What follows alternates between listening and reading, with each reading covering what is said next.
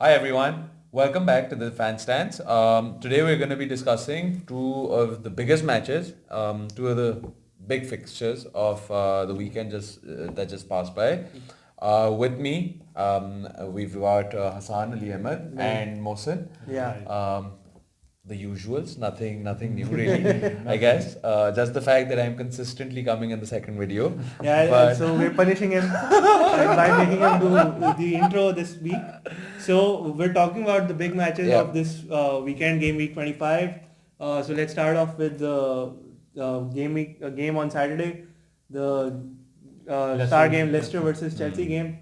So it was a 2-2 draw, but I wanted Leicester to win. As always. We all wanted Leicester to win, but the Leicester sad has been bit dropping is points. United doesn't do much. And Chelsea dropped points, but United could not capitalize, but Tottenham did. Tottenham did their So, fifth. and Tottenham ended up winning 2-0. Which we did not see coming. Yeah, sure. nobody saw it coming. No, we didn't see it coming for sure. So- Predicted City to win 2 Yeah, 100%. and they lost 2-0. So, let's start with the Leicester and Chelsea game. So, Mohsin, what do you thought about the game? Masan, it was a match where I think both of them could have won. Chelsea missed two good chances in the first half, whereas I can say the same for Leicester in the second half. The thing is, this match tells a lot about the January transfer window. Okay? And by that, I mean, I'm shocked and surprised. If you remember that, we were just sitting here last week and before the deadline, we thought Chelsea will bring in some 100%, reinforcements. 100%. And surprisingly, no one. I mean, they've signed no one. And I I think, agree, Giroud didn't go either. And yeah, Giroud didn't go either. The problem was, Masan, since you raised this point, I was coming to it at the end, but we'll talk about it. Abraham wasn't looking 100% fit. You usually would expect someone, Reece James, as a right back, was giving in very good crosses. I thought that he might, Abraham wasn't able to reach them and finish. So I thought, since he's not 100% fit, he might take him off and bring on either Batshuayi or at least bring in Giroud. What he did at the end is shocking. I mean, he brings on Ross Barkley of all the people right at the end. Someone who's not being able to, set the world on fire at Chelsea. Yeah. but I guess that's particularly why Lampard has also expressed his disgruntlement. As in, I wouldn't exactly call it disgruntlement per se, but he wasn't very happy with the condition or the lack of business from Chelsea's end in the January transfer window as well. And I feel that the kind of position that he's in at the moment is somewhat something that we were expecting if Chelsea did not buy any new players, because as I pointed out in the last video, last week actually, that the problems at United and the problems at Chelsea are more or less very similar in nature. Because both squads are very thin for different reasons. Yes, Chelsea because there was a transfer ban on them. United because they've it's debatable, but they've got a very debatable recruitment policy, which we can get to later on. But this was something that was bound to happen. I feel, and with Giroud's situation, I feel that Giroud wasn't exactly let go of, also because they didn't have anybody coming the other way. So I think that letting off Giroud was thinning the squad even more. But then the question is, okay, you're not selling Giroud because no one was coming in, but then you should at least play the guy. Yeah. Utilize him. I don't remember when was the last time he played for Chelsea. I can't even recall whether he's even played a match under Lampard. I don't think he hasn't played any matches in the Premier League, I believe. Yeah, and this is not justice to him. I mean, yes, he is becoming old, but he wants to try to at least impress Deschamps, the French coach for the national team, to at least get a place in the Euros. Yeah. But he's going to that is going to be taken away from him if he doesn't even play at Chelsea. Yeah, so he it's can't really justify it's really unfair to the player itself. And I don't know, maybe Giroud didn't really push for the transfer that much. It was just news. Maybe he himself at the end decided to stay back or something. No, Lampard said that when asked, he said that Giroud was very professional during this window and he is aware that he wants to leave. Now, yes, Hassan, you may have a point that we are not aware that was there any substance to the the rumor was his agent actually, how involved his agent was, because it's very difficult to stop a want-away player unless the club, tries to offer him a new contract. Yeah. So let's see what happens. But coming back to the game. But sorry, I'm cutting you in between. But in this particular fixture, although Chelsea, we're all talking about the disappointments at Chelsea, but I would want to rightfully point this out that considering the way Leicester has been playing this season, okay, as in jokes apart, we'd usually be saying something to Hassan over this, Have a but banter off. exactly, but. Jokes apart, they've been playing very well under Brendan Rodgers, and they're in the top three. They're all but confirmed for top 4. And considering that Chelsea was playing a team that because they're barely hanging on to the top 4 position that they have at the moment.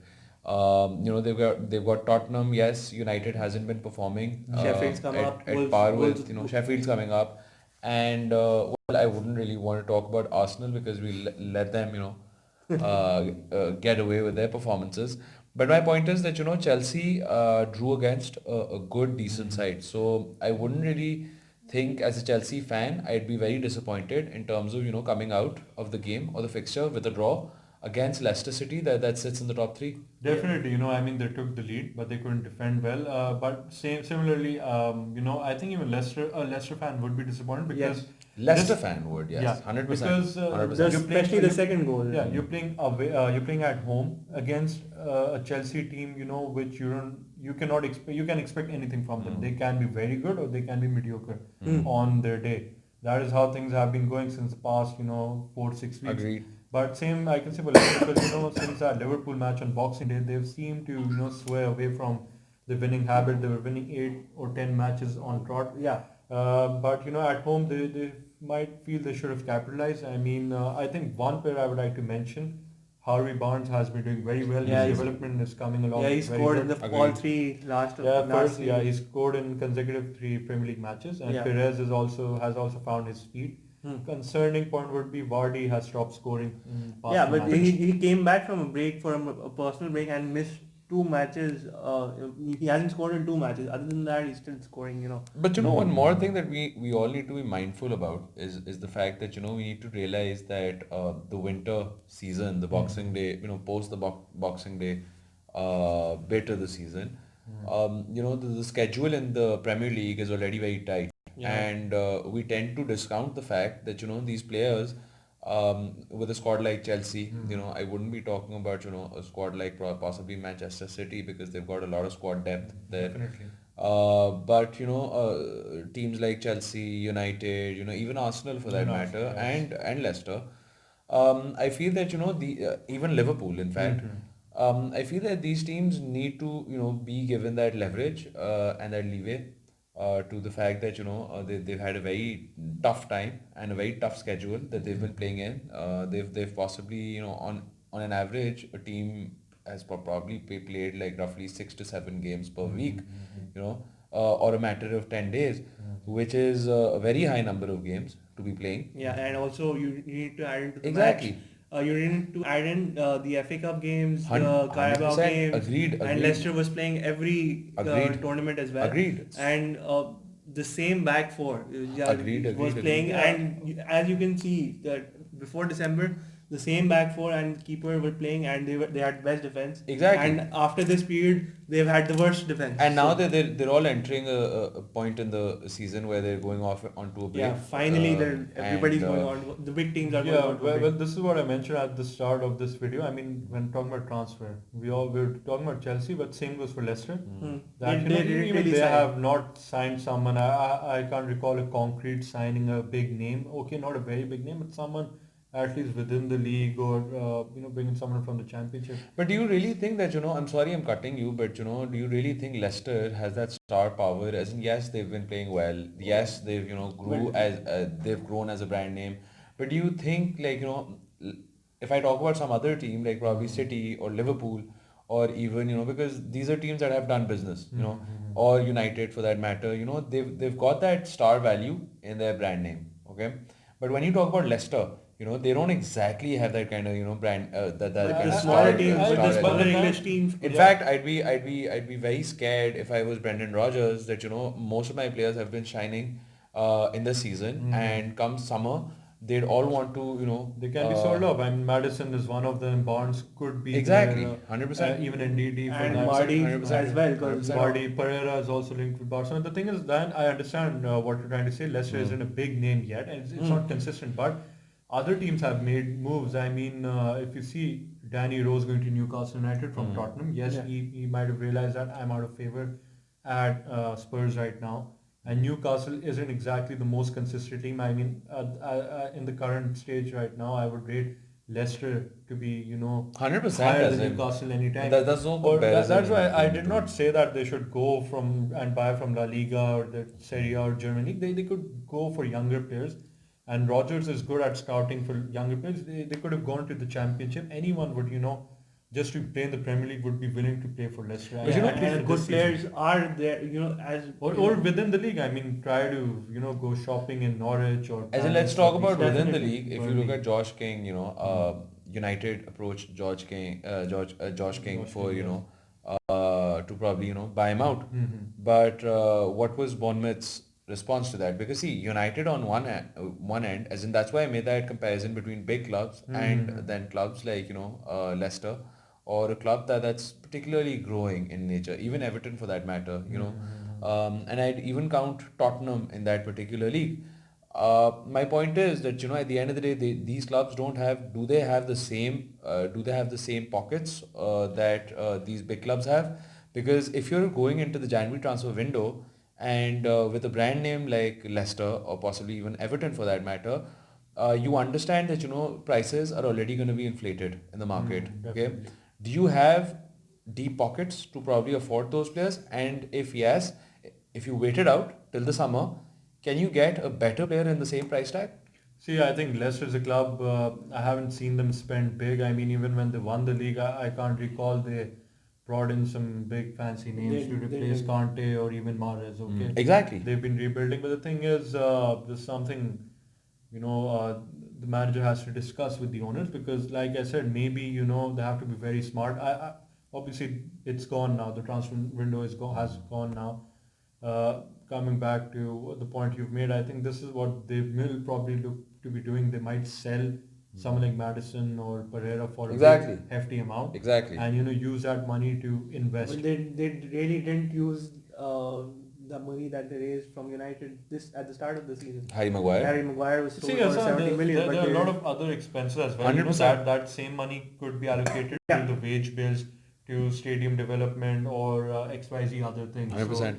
So that's why I said, I mean, that is, I'm not aware what is the board stance right now. Leicester is has been there in the Premier League, but we know about a lot about the owners of Spurs, Arsenal, Chelsea, XYZ, but Leicester owners, we're not exactly aware of how much, what is their long-term plan at this point in time. Definitely. Agreed. All right, so I guess let's move on to the other game. The City versus Tottenham game. Tottenham Big game. match. Yes. We all the big match on Sunday. We all thought Nobody saw Tottenham winning this Yeah, one. and if you looked at the game prior to the red card, and even after the red card for that matter, even after the goals, it looked like City. City was the one who was playing. Tottenham had a lot of lucky breaks during the match. A couple of chances hit the post, a couple of open chances missed. There was a VAR mishap as well in that game. And a penalty miss as well.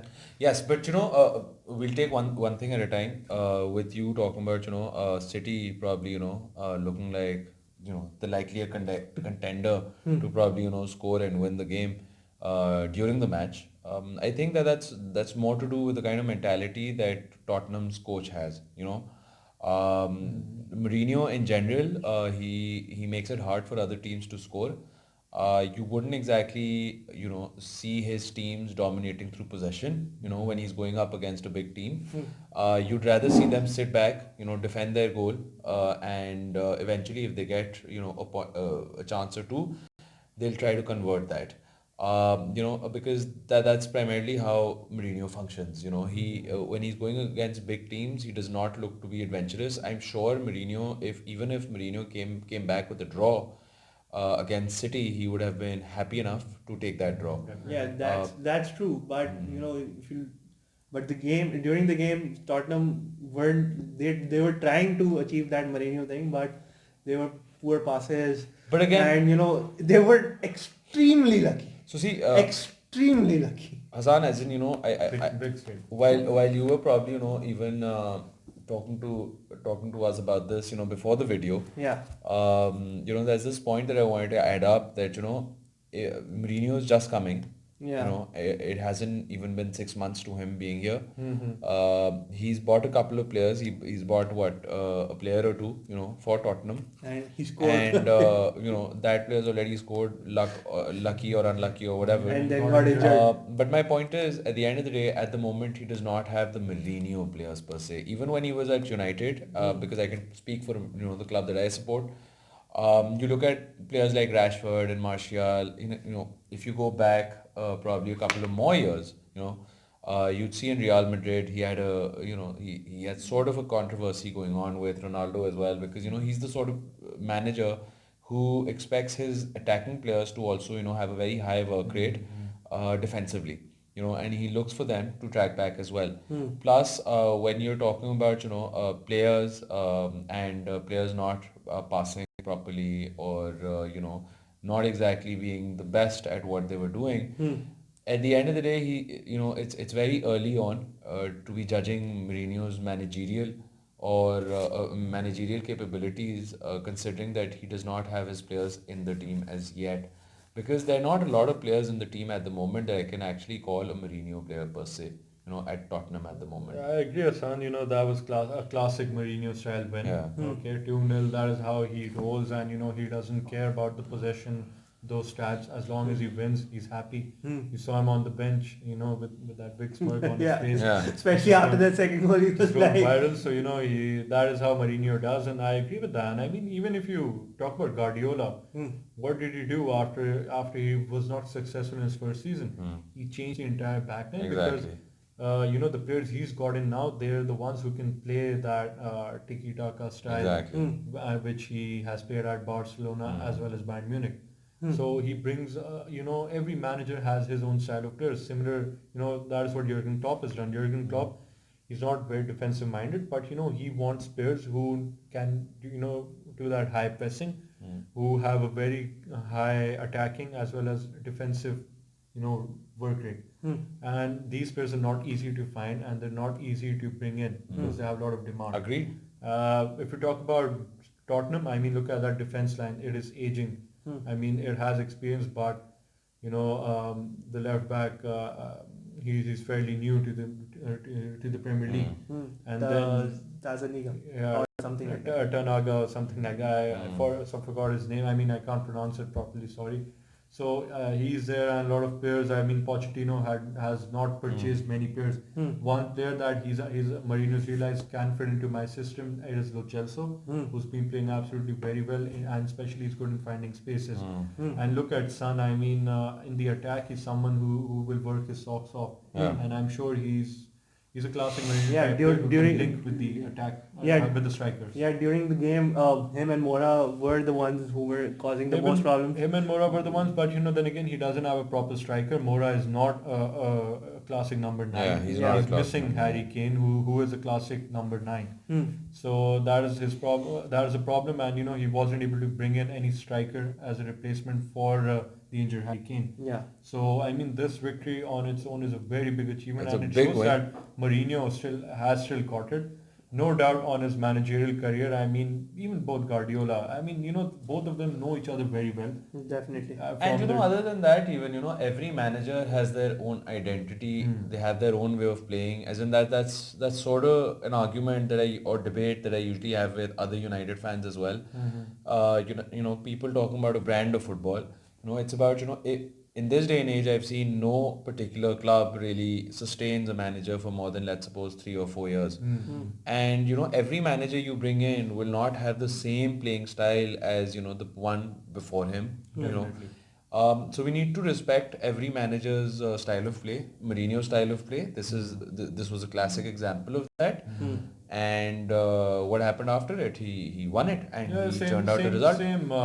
Talking about the match earlier, talking about Chelsea, sorry, the team you were talking about earlier. problem with Chelsea has been they've changed so many managers in every year or maximum 2 years, so that they have not been able to adopt a style of playing. They're not consistent with any style. The same player, he sees a manager come in and that manager asks him to do something differently. Then after a year or two, another manager comes in. You become accustomed to doing one thing, and then he says, no, you should do it like this. So that creates a problem for the club as well. For the long term, I mean, for the short term it's good, but for the long term you're losing. 100%, because it does turn out instability for sure. So Hassan, I'll ask one thing: the impact of Hugo Lloris for this match. Yeah, it was pretty big. It could have been seen that he was, although like I said, that City was putting up everything and anything possible on the goal, but he was there at the goal.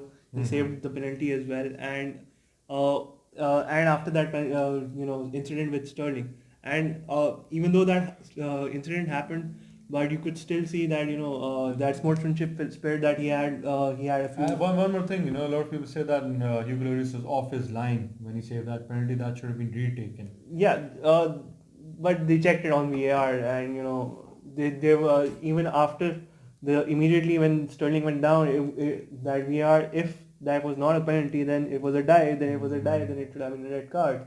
Similarly, when Sterling did that first tackle for the yellow card, he should have been sent off for a direct red. But and Mourinho was livid and everything, and he was even Sterling himself was very scared that he. But I love Mourinho's reaction, by the way. Yeah, Sterling hasn't been in good form Such cinematics. Since December. Yeah, the problem is what you can say is it's because of Kevin De Bruyne and Riyad Mahrez and even Paul Walker. Right. They're playing everything on the right.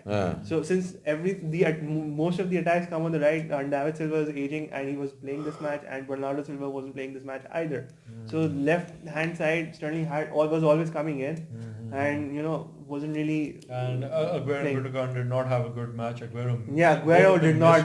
Good chances. But with the Hugo Lloris, we need to realize that Hugo Lloris is a big name in He world is a football. big match player. Exactly. He had another World scare Cup during the winner. match about his injury as well, but Because he's aging as well, but I feel that he's still a very big name, as in he's up there in the best. He's the captain of France as well. Yeah. So, and they've just won a World Cup, and he had a major part to play in it And as well. he was captaining Tottenham in this match as well. Agreed. One other injury scare again for Tottenham. They just bought a new player and he had Bergman. cramped, Bergman, and he yeah. had to go off. So He he replaced an injured player, and he got he replaced That Harry would be Quinn. a bit too unlucky though. Yeah, he scored and then he Let's got see shot. how It's not a very See long-term how long injury. he is off form. I mean, haven't heard any big news that he's injured for long, Yeah. but Mourinho needs him. I think a good signing. He comes on and scores in his first Agreed. match. Yeah, and it was a good goal. A good goal, and that said, Volumes. City on the back foot because 10 men and 1 goal down, then the pressure increased. They had to commit more and more men in the Spurs half, and that allowed some room for Spurs to try and sneak one in the counter.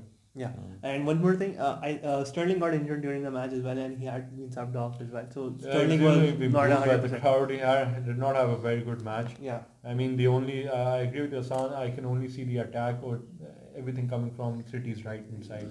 You can argue that Kevin De Bruyne and Riyad Mahrez have been having such a good time of it because he's being overshadowed or something. But No, but I think Mahrez didn't have a good match. This match, yes. That red card, that was a very poor training method routine, trying to give a layoff from the corner for Gundogan, yeah, which proved very costly for City. Then De Bruyne, I think, had an okay game. I mean, the type of player he is, you'd expect more from him. More for Yeah. him. Even Aguero wasn't his night.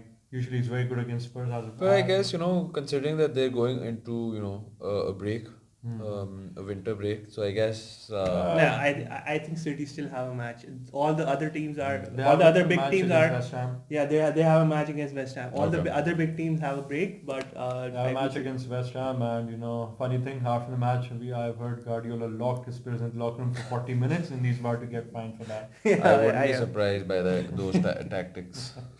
So let's see. Antiques of Guardiola. And Laporte wasn't playing this match either. He's not playing. Otamendi and Fernandinho. The weak at the back, and so surprisingly again did not buy a defender in the transfer window, so They stuck by Otamendi. it's going to be very tough when they face Real Madrid now. Yeah, that is their biggest challenge, because I believe even for Guardiola said that if he hasn't won the Champions League with City, then he would consider himself a failure. So I didn't even consider the time at Bayern as a failure because he didn't win the Champions League with that team. I mean, no disrespect, but Bayern were already too strong in the league. Yeah, and, couldn't win the Champions League. He came close till the semis, but that's football. It happens. It's not easy to win every time, everywhere. So this loss for City all but guarantees a win for Liverpool. This 22 points will come to Liverpool. Yeah, As in Liverpool's already taken the title, man. I don't even think if we have a discussion The number of matches have reduced. I mean, they had to win 7 now. Now they only have to win the next 6. Yeah. Agreed. We don't even have, like there's no ifs and buts about Liverpool winning the title. But even if they lose every match from now on, they're still gonna end up winning the title. Yeah, and this win for Tottenham pulled them up to, I believe, 5th position, just 4 points behind Chelsea, and a point above Sheffield, not United but Sheffield. Yeah. So yeah. Also United. That sounds very good and positive for a United fan, obviously.